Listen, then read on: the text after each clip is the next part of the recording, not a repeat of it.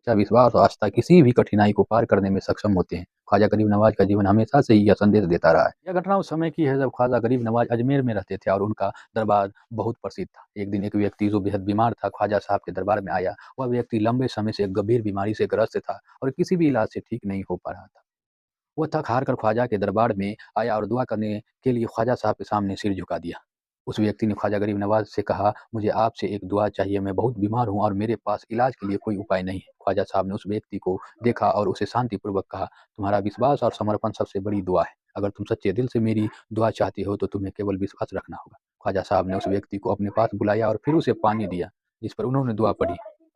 इसके बाद ख्वाजा साहब ने कहा, तुम्हारा रोग अब ठीक हो जाएगा और तुम्हारे जीवन में शांति आएगी। वह व्यक्ति ख्वाजा साहब के आशीर्वाद से पूरी तरह से ठीक हो गया। उसने ख्वाजा साहब के दरबार में धन्यवाद दिया और अपने जीवन पूरी तरह से बदल लिया। उससे उसने इस अनुभव के बाद अपनी पूरी ज़िंदगी दूसरों की मदद करने में बिताने की ठानी और वह समाज में एक अच्छे इंसान के रूप में प्रसिद्ध हुआ।